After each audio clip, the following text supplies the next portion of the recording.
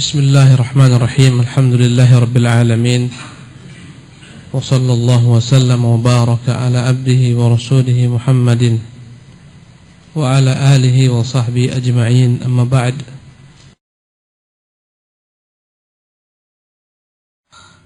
Yang keempat, kata beliau, anna fil Qur'ani itsbatan li asma'illahi ta'ala wa itsbatan lis sifat allati dallat 'alaiha tilkal asma'. Di dalam Quran banyak Allah menjelaskan tentang nama-namanya.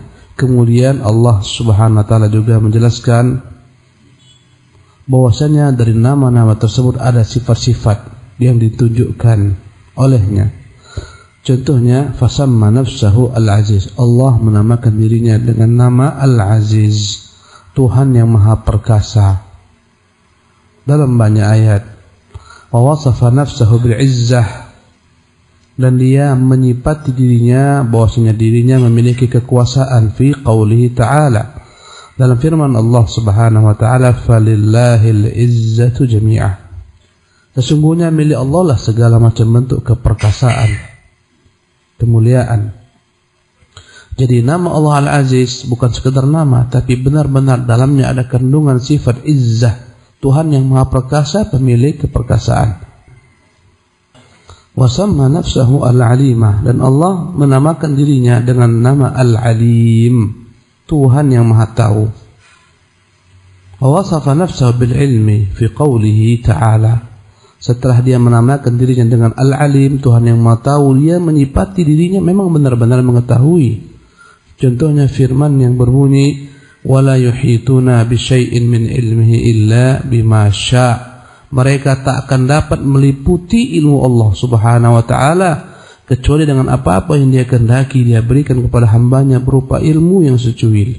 Ilmu Allah begitu luas, tak akan ada dapat meliputinya. Ya, dan ini menunjukkan Allah namanya Al-Alim memiliki sifat ilmu.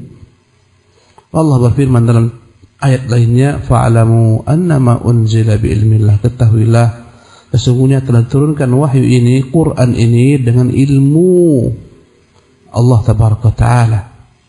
Wasamma nafsahu al-qawiyya wa wasafa nafsahu bil-quwwati fi qawlihi ta'ala, inna allaha huwa ar-razzaqu dzul quwwatil matin.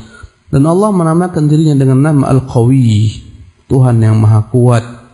Kemudian dia menyifati memang dirinya memiliki kekuatan. Contohnya dalam firman yang berbunyi, innallaha huwar razzaq. Dialah Tuhan pemberi rezeki, dzul quwwatil matin. Dialah pemilik kekuatan yang begitu dahsyatnya. Sungguh besar kekuatan Allah Jalla wa Ala. Ya. Maka Allah Subhanahu wa taala memiliki nama Al-Qawi, dan Allah juga menjelaskan bahwasanya nama ini bukan sekedar nama, tapi dia punya kekuatan yang begitu besarnya, dahsyatnya, bagaimana Allah hancurkan umat-umat terdahulu yang menentang para nabinya. Allah tenggelamkan Nuh, Allah tenggelamkan Fir'aun, Allah tenggelamkan Qarun. Maha kuat, maha perkasa. Dan kita melihat betapa kuatnya Allah SWT.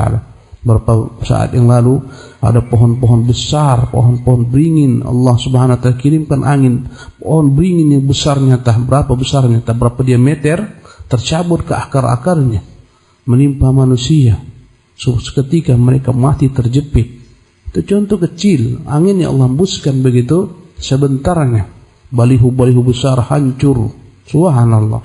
Betapa kuatnya Allah Subhanahu wa taala. Ya, dan betapa lemahnya manusia. Jadi Allah memang benar-benar Al-Qawi. Dialah pemilik nama Al-Qawi dan pemilik kekuatan yang maha dahsyat.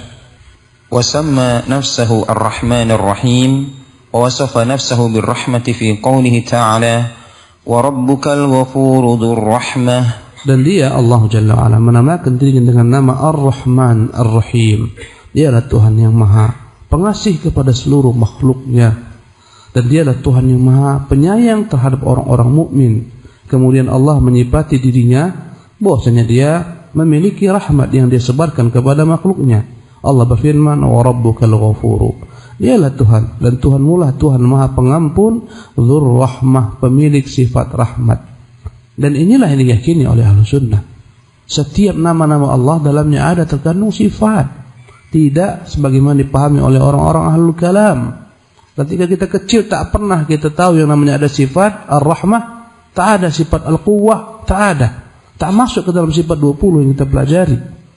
Padahal alangkah banyaknya sifat Allah Subhanahu wa taala, tak bisa dibatasi dengan angka.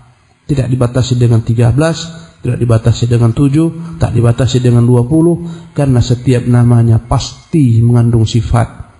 وسمى نفسه الحكيم ووصف نفسه بالحكم في قوله تعالى له الحكم وإليه ترجعون وقوله ألا له الحكم وهو أسرع الحاسبين. Allah Subhanahu wa taala menamakan dirinya dengan nama Al-Hakim, Azizun Hakim. Al-Hakim, Tuhan yang maha bijak dalam segala macam keputusannya, dalam segala macam perkataannya dan perbuatannya. Semuanya pada tempatnya, tak ada yang salah alamat. Semuanya pada tempatnya, tak ada yang salah alamat. Lihatlah penciptaan makhluknya, aneh-aneh, semuanya sesuai dengan makhluk tersebut. Allahu Akbar. Antum lihat ada makhluk begitu besar mulutnya, subhanallah, jika dia buka menganga begitu besar, sesuai dengan dirinya. Lihatlah bagaimana kudan yang begitu besarnya mulutnya, subhanallah. Lihat pula paus, lihat pula hiu, ada ikan yang kecil sekali mulutnya, tapi indah baginya. Kau tahu antum ikan kotak, kecil sekali mulutnya, subhanallah. Sesuai. Ada ikan sebelah, antum lihat seolah-olah cuma sebelah dia, subhanallah. Indah, ya. Tak ada yang tak sesuai. Inilah namanya Al-Hakim. Lihatlah diri kita. Allah suruh kita melihat dalam diri kita.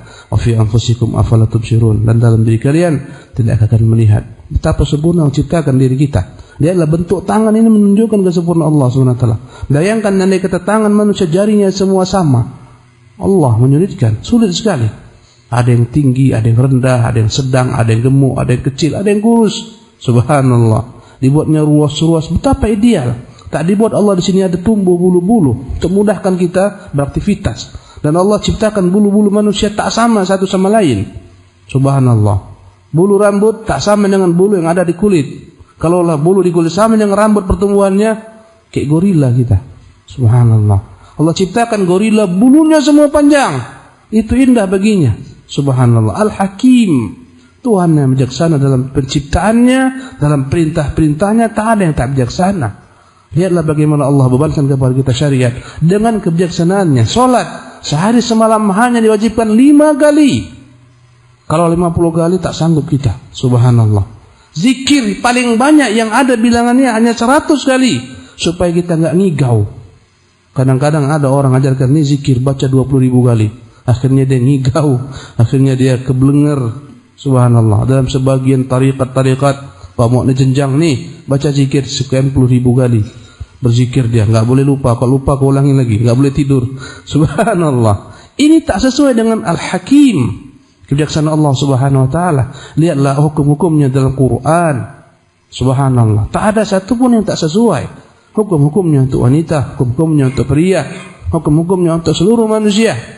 Subhanallah. Terkadang dia bedakan, terkadang dia samakan. Semuanya dalamnya ada hikmah. Ada salat-salat yang dia perintahkan berjamaah, ada yang tak boleh berjamaah. Ada ibadah yang dilakukan berjamaah, ada ibadah yang harus sendiri-sendiri. Semuanya ideal, tak ada yang tidak. Subhanallah.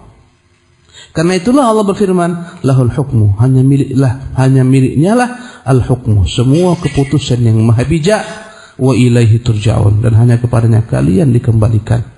Bayangkan dalam bentuk puasa, betapa hikmahnya Allah. Puasa hanya Allah wajibkan kita dari terbit yakni fajar sampai tenggelam matahari. Dan itu hanya sebulan yang Allah wajibkan dalam setahun. Kalau Allah jadikan 1 tahun tersebut yang berjumlah 12 bulan tiap hari puasa, tak sanggup kita melakukannya. Subhanallah. Karena itulah Allah Subhanahu wa taala buat, dan Allah tahu. Makanya Allah Subhanahu wa taala buat wajib berbuka ketika matahari tenggelam, tak boleh diperpanjang. Semuanya ada hikmah. Allahu Akbar. Dalam syariatnya, keputusannya, semuanya. Wa qawluhu ala lahul hukmu wa huwa asrarul hasibin. Allah juga berfirman dalam ayat lainnya, ala lahul hukmu, ingatlah sungguhnya milik Allah jualah segala macam keputusan yang bijak, wa huwa asrarul hasibin, dan dialah Tuhan yang begitu cepat menghitung apapun juga. Semua dia cepat menghitung dosa-dosa kita. Subhanallah. Begitu cepatnya Allah menghitung manusia. Berapa miliar jumlah manusia dari awal hingga akhir. Cepat Allah SWT menghitung seluruh amal mereka, tak pernah bercampur baur antara dosa si fulan dengan pahala si alan, tak pernah. Cepat Allah menghitung, subhanallah. Ya, Allah mengetahui berapa jumlah daunan yang jatuh, Allah mengetahui berapa jumlah setiap ikan yang bertelur, berapa puluh ribu, Allah cepat menghitungnya, subhanallah, dalam segala hal. وسمى نفسه القدير ووصفه رسوله صلى الله عليه وسلم بأنه ذو القدرة كما في دعاء الاستخارة اللهم إني أستخيرك بعلمك وأستقدرك بقدرتك رواه البخاري وفي قوله اللهم بعلمك الغيب وقدرتك على الخلق رواه الإمام أحمد والنسائي وغيرهما. Allah menamakan dirinya dengan nama Al-Qadir, Tuhan yang Maha Kuasa untuk melakukan segala hal. Tak akan ada yang dapat menahannya jika dia berkehendak. Jika dia ingin memberikan rahmat, tak ada yang dapat menahannya. Jika Allah inginkan bagi manusia petaka, tak ada pula yang dapat menahannya. Maha Kuasa. Allah mengatakan tentang dirinya bahwa dia adalah Al-Qadir. Dan Rasulnya yang mulia SAW juga menyebutkan tentang Allah Dzul Qudrah. Dia Allah namanya Al-Qadir memang memiliki kekuasaan yang mutlak, absolut. Kekuasaan manusia semuanya ada batasannya, ada jangkanya. Begitu hinanya kekuasaan manusia. Subhanallah, sekuat-kuatnya manusia memiliki batasan, tapi Allah tak ada batas. Ya, raja-raja kekuasaannya terbatas. Karena itulah bukan satu raja di dunia ini. Kenapa? Menunjukkan memang kekuasaan mereka terbatas. Mereka tak bisa menguasai dunia ini seisinya. Karena itulah banyak raja-raja, banyak kepala-kepala negara, menunjukkan kelemahan mereka. Subhanallah. Tapi Allah tak ada batas. Ya, karena itulah Rasulullah menyebutkan tentang Allah Dzul Qudrah, Allah pemilik kehendak yang mutlak, yang absolut, kekuasaan yang mutlak. Ya, bersabda Rasulullah SAW dalam doa istikharah ketika seseorang dihadapkan pada dua pilihan yang sulit, tak tahu mana yang harus dia pilih, maka hendaklah seseorang berdoa kepada Allah, memohon. Di antara isinya adalah Allahumma inni astakhiruka bi ilmik. Wahai Tuhan, aku mohon pilihanmu. Hendaklah engkau bantu aku untuk memilih ini bi ilmika, dengan ilmumu. Mana yang lebih baik bagiku? Wa astaqdiruka bi qudratika, aku mohon dengan kekuasaanmu, tentukan mana yang baik untukku. Rawahul Bukhari. Dan juga dalam sabda Nabi SAW, Allahumma bi ilmikal ghaib, ya Allah, engkau lah pemilik ilmu apapun yang tak kami ketahui, ghaib bagi kami. Masa depan seseorang hanya Allah yang tahu. Pilihan seseorang hanya Allah yang tahu, ini benar atau tak benar, layak bagi dirinya atau tak layak bagi dirinya. Orang ketika kebingungan memilih, hendaklah dia memohon doa kepada Allah SWT, memohon petunjuk, memohon ilmu Allah SWT. Ya Allah, dengan ilmumu engkau mengetahui segala perkara ghaib yang tak kami ketahui. Wa qudratika al-khalqi, dan engkaulah pemilik kekuasaan atas segala macam makhlukmu. Ya, rawahu Ahmad wan Nasa'i wa ghairuhu. Wa samma nafsahu al-basir wa wasafahu rasuluhu sallallahu alaihi wasallam bi annahu dzu basar bi qawlihi inna Allaha la yanamu wa la yanbaghi lahu an yanam yakhfadul qista wa yarfa'uhu yurfa'u ilaihi 'amalul laili qabla an-nahar wa 'amalun nahari qabla al-lail hijabuhu an-nur law kashafahu la ahraqat subuhatu wajhihi mantaha ilaihi basaruhu min khalqi. Rawahu Muslim. Allah menamakan dirinya dengan nama Al-Basir. Ya, artinya adalah Tuhan yang Maha melihat. Tak ada yang terluput dari penglihatan Allah Jalla wa Ala. Ya, apapun yang kita lakukan, apapun yang diperbuat, apapun yang terjadi di alam raya ini, ada banjir di sana, ada kekeringan di sini, Allah melihatnya. Ada yang terzalimi di sana, ada yang menzalimi di sini, Allah melihatnya. Tak ada yang lepas daripada pantauan Allah dan penglihatan Allah Subhanahu wa taala. Sekecil apapun makhluk, miliaran, triliunan, kita enggak tahu bilangan makhluk yang begitu banyak. Ya, kita enggak tahu jumlah semut aja, enggak tahu kita berapa semut ada di rumah kita, enggak tahu kita. Di rumah kita sendiri enggak tahu kita berapa jumlah semut yang di rumah kita, tak tahu. Di mana mereka simpan makan kita tak tahu pula. Bagaimana cara makan mereka kita tak tahu. Tiba-tiba udah berkumpul semut di rumah kita. Subhanallah. Ya, kadang-kadang dia keluarkan sarang-sarangnya, dinaikkan pasir-pasir, kita tak tahu berapa jumlahnya. Tapi Allah melihat, Allah mengetahui Subhanahu wa ta'ala. Ya, dan Rasulullah SAW menyifati Allah dzu basar, dialah pemilik penglihatan yang sempurna. Biqaulihi, dengan sabda Nabi, innallaha la yanam, Allah tak pernah tidur. Wa la yanbaghi lahu an yanam, tak layak bagi Allah tidur. Ini menunjukkan Allah senantiasa memantau, melihat, karena dia tak pernah tidur. Subhanallah. Dan tak layak Allah Subhanahu wa ta'ala itu tidur. Kita tidur satu harian 6 jam, 5 jam, 4 jam. Makhluk semuanya tidur. Jangan dikira ikan-ikan tak tidur, binatang-binatang serangga tak tidur, semuanya tidur. Dengan tidur yang aneh-aneh, yang macam-macam sesuai dengan makhluk tersebut. Allahu Akbar. Lihatlah bagaimana tidurnya binatang-binatang unggas, bebek, entok, begitu beratnya tubuhnya. Tidurnya kok bisa angkat kaki satu semalaman. Itu bayangkan. Kita coba tidur angkat kaki satu, bisa enggak? Jatuh. Allahu Akbar. Dalam hati kita, kenapa kau tak tidur berbaring sebagaimana kami? Allahu Akbar. Lebih dahsyat lagi kalong. Tidurnya gimana? Kaki ke atas, kepala ke bawah. Satu tangan dia pegang, subhanallah, dahan-dahan pohon. Tak jatuh dia. Kalau kita dah turun darah kita itu, mati kita. Subhanallah. Semua tidur, tak ada yang tak tidur. Ada yang tidurnya di siang hari, ada yang tidurnya di malam hari, ada yang tidurnya ketika kajian. Pokoknya tidur. Subhanallah. Allahu Akbar. Allah tak pernah tidur. Ikan-ikan di akuarium antum jangan kira tak tidur, dia tidur. Cuma kita tak tahu kadang-kadang bagaimana tidurnya. Subhanallah. Tapi Allah tak tidur. Ya, selama-lamanya dia memantau, melihat, mengetahui. Allahu Akbar. Yakhfidul qista wa yarfa'uh, dialah yang meletakkan timbangan dan mengangkatnya. Yurfa'u ilaihi amalul lail, diangkat kepada Allah Subhanahu wa ta'ala semua amalan-amalan di siang hari, ya, amalan-amalan di malam hari, qablan nahar, sebelum datang siang hari.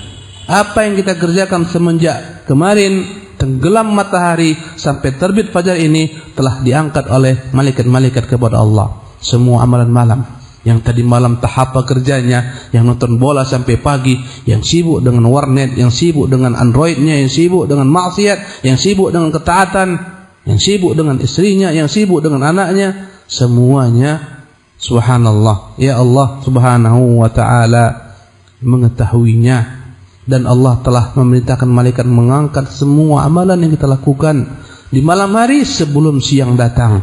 Subhanallah.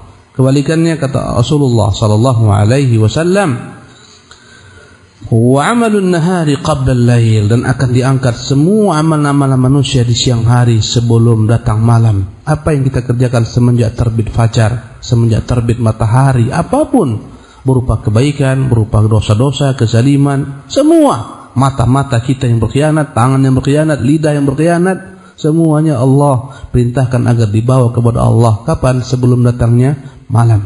Ketika asar sudah sampai, subhanallah, amal-amal kita ke atas kepada Allah Jalla wa'ala. Hijabuhun nuru, sungguh Allah dihijabi dengan cahaya. Ya, lau kasyafahu, sekiranya dia singkap hijabnya, la ahraqat subuhat wajhihi, pastilah akan membakar, ya, wajah Allah, yakni hijab yang menutupi wajah Allah Subhanahu wa ta'ala. Mantaha ilaihi basaruhu min khalqih, apapun makhluk yang melihatnya. Rawahu Muslim. Tak sanggup kita di dunia ini melihat Allah, tak sanggup makhluk melihat Allah Jalla wa'ala. Subhanallah. Nanti ketika hari kiamat Allah berikan kepada kita kekuatan, dan sungguh menakjubkan hukum hari kiamat, tak sama dengan hukum dunia. Di dunia banyak makan yang enak-enak, asam urat. Tak makan, kelaparan.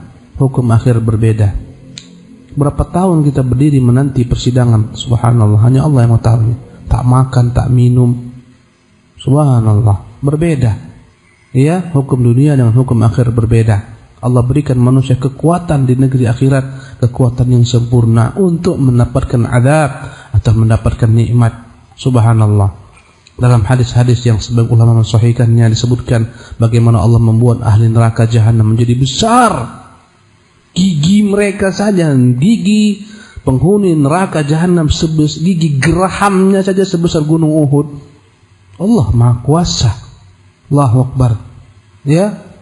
Allah Maha Kuasa atas segala sesuatu. Yang jelas berbeda hukum dunia dengan hukum akhirat. Ya, Allahu Akbar.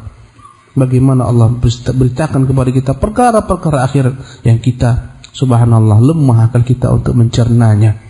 Ya, lemah sekali untuk mencernanya.